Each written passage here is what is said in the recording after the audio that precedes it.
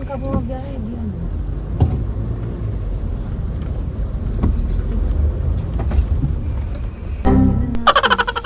Tapos ganito, pagka hindi naman ganun kataasan yung kalsada, once na matimpla nyo na yung kunwari from full stop, mga konting taas lang, konting uphill lang sa Montero sa ibang mga diesel cars. Pagka natimpla nyo na, pagka napaarangkada nyo na yung sasakyan nyo dito. So sa ibang diesel, kahit release clutch ka lang, aandan mo yan. Pero dito kay Montero, medyo kailangan bigyan natin ng RPM. So kapag ka aabante ka, bigyan ng RPM. Yan, bago ka mag-release. Tapos saka may release. And then, pwede mo i-maintain na ganyan nang di ka tumatapak. Ano ba? Siyempre tayo. So 1/3 lang kailangan natin. Ano sa'yo? Full parking ba?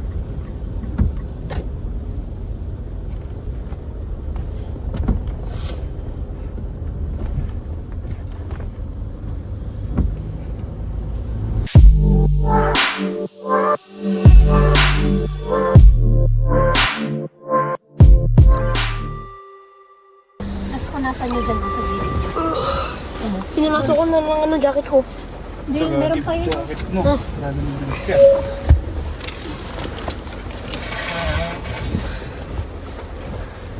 Oh, yan. 5. Ambulance. Seatbelt po. Dala na ganito yung pagkain ah. Belt po. Dito lang kainin natin. Para din sa gusto. Yung mga chichirian, yung gift ng mga ano. Kala ko ano. Ano? Pamantay Christmas Ay, party tayo yun. na. Sa 19 pa kami. Pumutok ang dala ng jacket. Na-ready ko na pero naiiwan ko pa. Uy, ano ka ba eh? Kumusin Ang na. aso. Idogbe ko. Uy. Papasakasa at Si Porsche ba yun? Kumusin. okay naman. Nawawala na yung Puto niya. kati-kati niya. Mabalik siya sa effective yung gamot. Gamot. Si Yuri, magkakamot na naman eh. Top.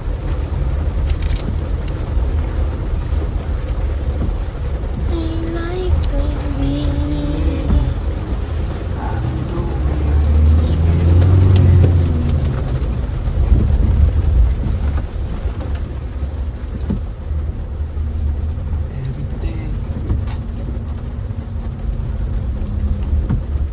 Ito magiging second ano natin to. Second upload going to SM. Siyempre hindi pwedeng lahat isang bagsakan. Hahatiin natin.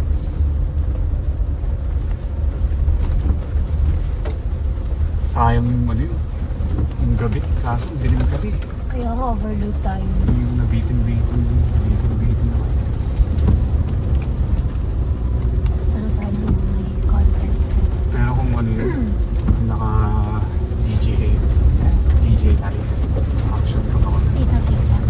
Sabi ko mag-rent ka na ng ibang ano, camera muna. I-rental na nga kay tayo. Kahit yung hindi yung nahanap mo. Pala guys, so meron nagtatanong ano, about sa downhill. Like ano ba dapat ang gears mo kapag ka downhill? So depende yan ano. Minsan kasi may mga kalsada na sobrang tarik. So pag mga ganong instances, hindi naman tayo magmamadaling bumaba eh. Pag sobrang tarik niya, chill lang tayo. Like parang normal lang dapat takbo natin sa ganun. So kung wala naman tayong goal or hindi naman natin kailangan bilisan, tapos ganun matarik siya, maintain nyo lang sa first gear hanggang sa makatagos kayo dun sa malalim na kalsadang yun. Ngayon, kung medyo gusto nyo mag-build ng speed, ng momentum, hindi naman pwedeng naka-maintain kayo sa ano. For example, itong pababang to. Wait lang, pakita ko sa inyo. Na, kuwari sabi ko sa inyo, primera kapag ano, pagka mag-engine brake kayo. Ngayon, kung magme-maintain kayo sa primera tapos gusto nyo namang bilisan, ang ending niyan, tataas yung RPM nyo. Umiiyak yung makina nyo. So safe, kapag gusto nyo medyo bumilis ang pacing nyo pababa, switch kayo sa lower gear, second gear. Para at least yung RPM nyo na-maintain nyo pababa. At the same time, kayo napapabilis nyo yung, yung movement ng sasakyan. So di siya lumalagpas ng 2K. Sabi ko lang, wala ito naman.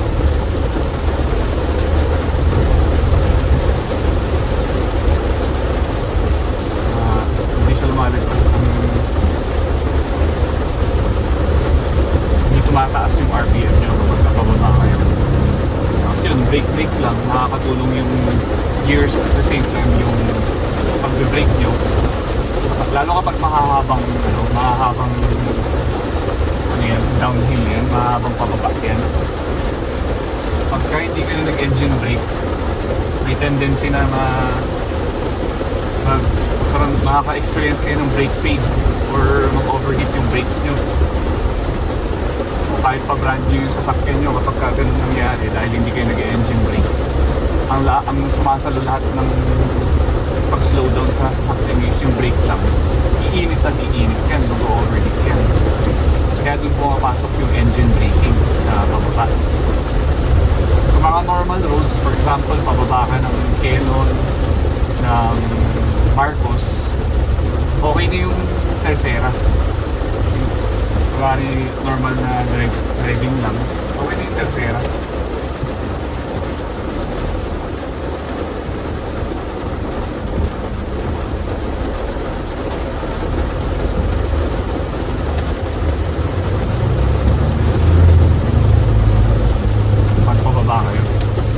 Minsan pag di naman ganun katarik, lipat kayo ng fourth gear.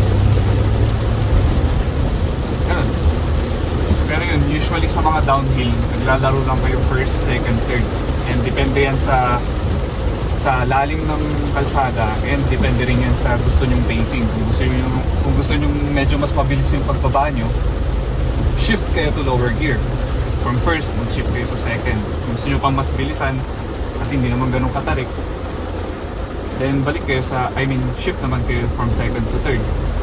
Para hindi umiiyak yung makina nyo, hindi tumataas yung RPM nyo sa isang gear kapag gusto nyo bilisan yung pagbaba nyo. Makulan.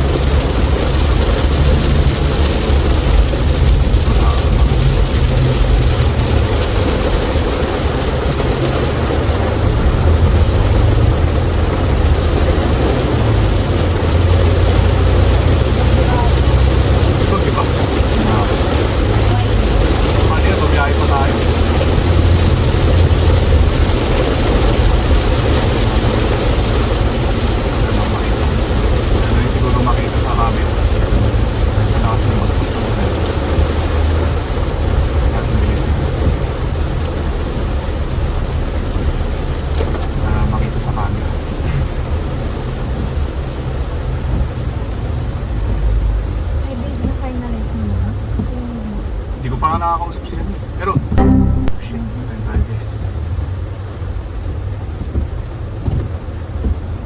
Ayan. Pinilid ko pa sa segunda. Dapat pinalik ko na agad ng primera. Tapos ganito, pagka hindi naman ganun kataasan yung kalsada, once na matimpla nyo na yung kunwari from full stop, mga konting taas lang, konting uphill lang sa Montero sa ibang mga diesel cars.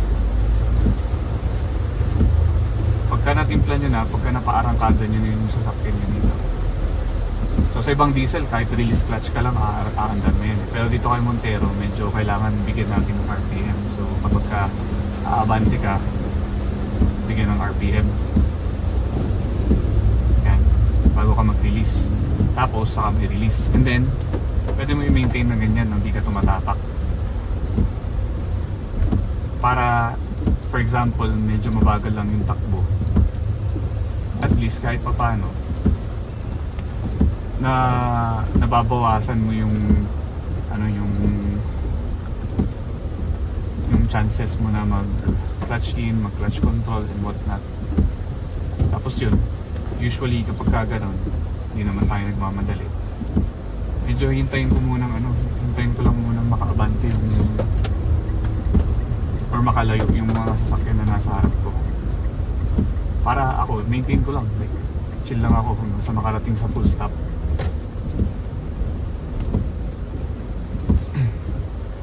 So, ganun. Ngayon si Montero, pagka sobrang tarik na, hindi ko alam sa ibang diesel pag kunwari dun sa Quirino, pag sobrang tarik na, hindi uubra yung tinuturo ko na pag nirelease mo yung clutch, tapos ano lang, parang walang gas, aandar siya. Hindi, mamamatay si Montero pagka hindi mo binigyan ng gas.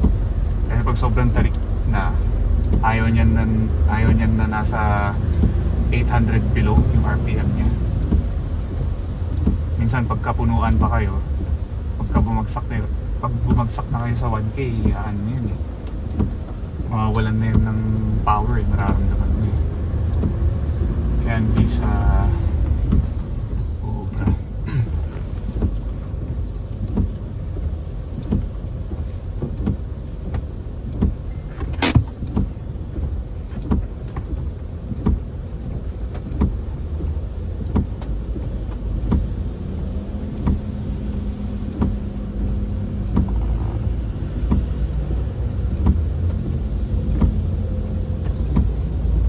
May bagyo ba? Meron. What? Dapat tumatawag, babe. Sige, sagutin mo. Hello. Oh. Wala, ginagawa niyo. May biyahe kayo sa 27. May biyahe kayo sa December 27. May biyahe kayo. Wala, may beach tayo.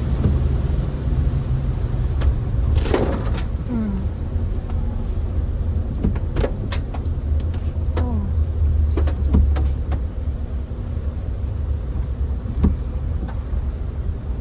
May? So, ganun.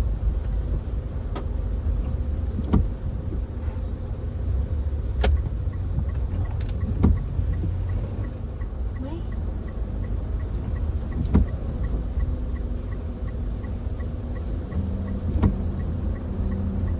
Ayun. So, 27? Hindi ka makasama. Tayo nga nila, Josh.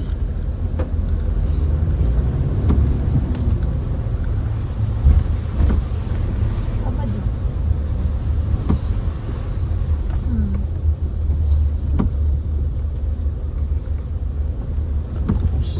Ha?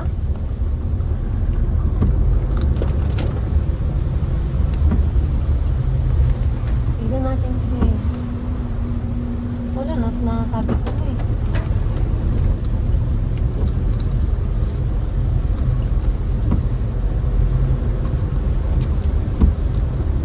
Sige, huwag ka muna magbiyahe ka mo.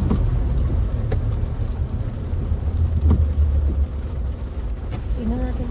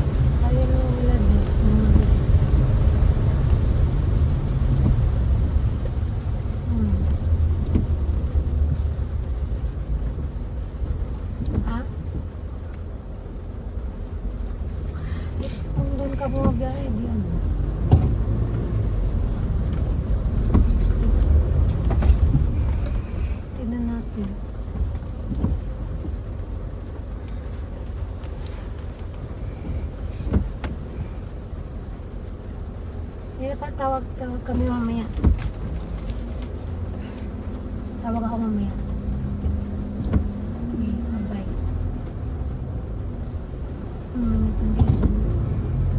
Nandito. Tawag ako mamaya, nasa town kami. Mag-SM. Sabi.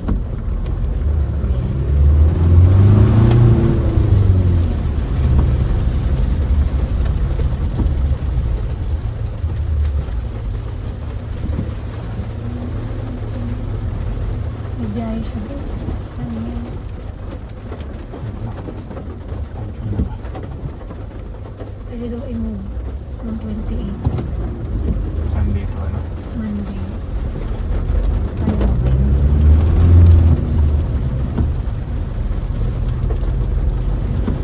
Ah, Hmm? May leave ka pa ba?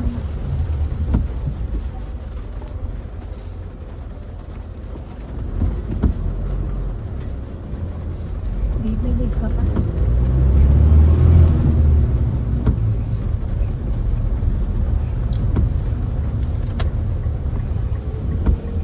meron pa naman.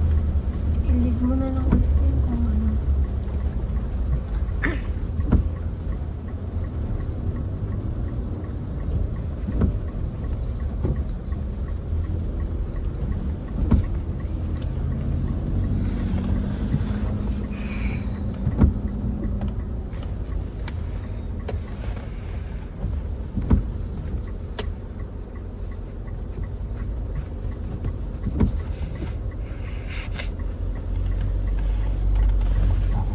Ano to? Pinupull nila?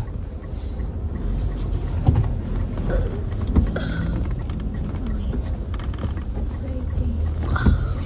Sana may space pa. Naka-full parking ba?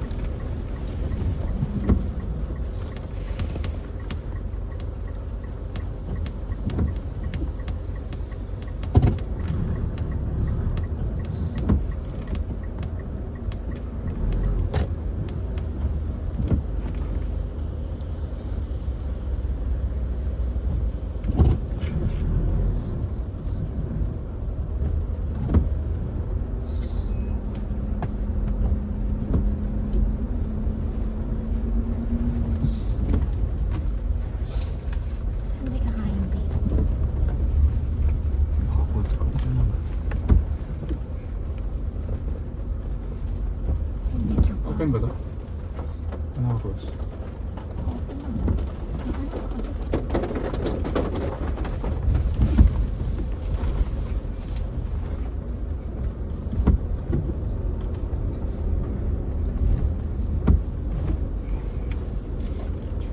Meron din palang nagtatanong sa bakit clutch in muna bago brake.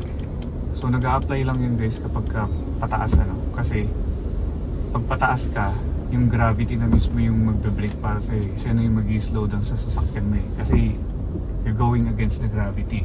Pataas ka eh. So yun, mismong yung ano na yung nag-slow down, yung gravity na. Kaya yun, sasaluin mo na lang siya ng clutch. Kasi kapag di mo nasalaw ng clutch yet, or inuna mo mag-brake, eh mamamatay kapag kagano'n. Ngayon, yung brake mo na bago clutch, it applies pagka high speed, patag. Welcome. Press the button and wait for your ticket. Thank you.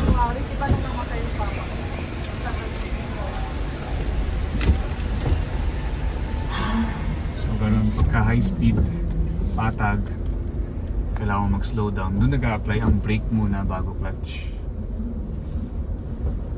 Kasi tutulong pa yung engine mo sa pag-slow down mo.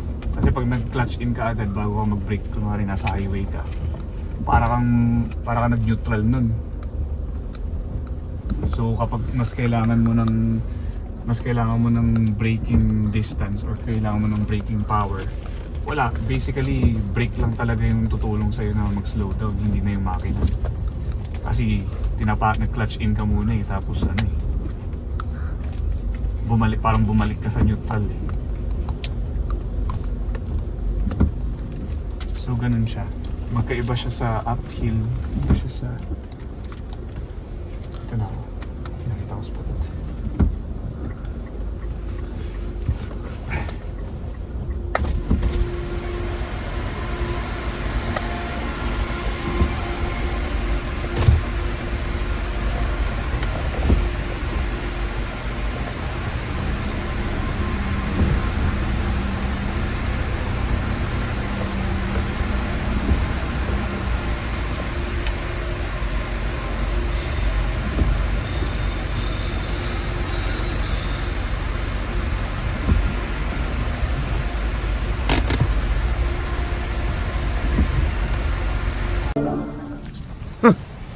Thanks!